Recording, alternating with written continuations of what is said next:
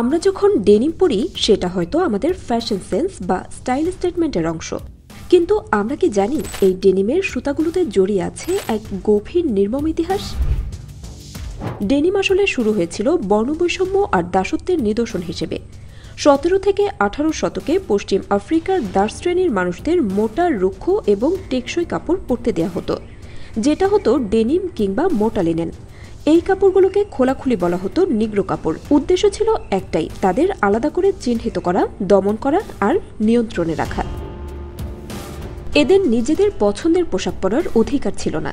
Denim হয়ে উঠেছিল এক ধরনের ইউনিফর্ম যা তারা বাধ্য হয়ে পড়ত ক্ষেত খামারে কাজ করার সময় কিংবা গৃহস্থালির শ্রমের মধ্যে। কিন্তু ট্রাজিক হলেও সত্য, এই ব্লু ডেনিমের প্রযুক্তি, রঙের সৌন্দর্য, এমনকি ইন্ডিগো ডাইং প্রসেস সবকিছুই পশ্চিম আফ্রিকান সংস্কৃতি থেকেই উৎসারিত। একদিকে তারা ছিল সেই প্রযুক্তির আবিষ্কারক, অন্যদিকে সেই একই কাপড় হয়ে উঠেছিল তাদের শৃঙ্খলের প্রতীক।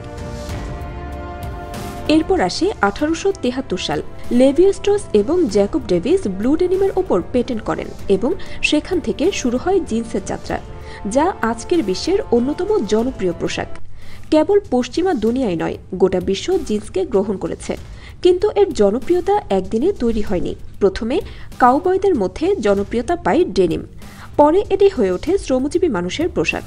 শিল্প, সঙ্গীত, সাহিত্য, প্রতিবাদ আর সংস্কৃতিতে যারা পরিবর্তনের বার্তা আনতে চেয়েছেন তাদের অনেকেই ডেনিম বেছে নিয়েছেন নিজস্ব স্টেটমেন্ট হিসেবে। ডেনিম এক সময় ছিল দাসত্বের প্রতীক, এখন তা হয়ে উঠেছে স্বাধীনতা, প্রতিরোধ আর নিজস্ব পরিচয়ের ভাষা।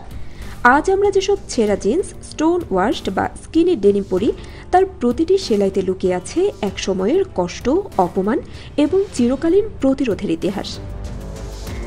তাই শুধু ফ্যাশনের জন্য নয়, এই কাপড়ের ইতিহাস জানাও আমাদের দায়িত্ব, কারণ এটা শুধুই জিন্স না, এটা এক লড়াইয়ের উত্তরাধিকার।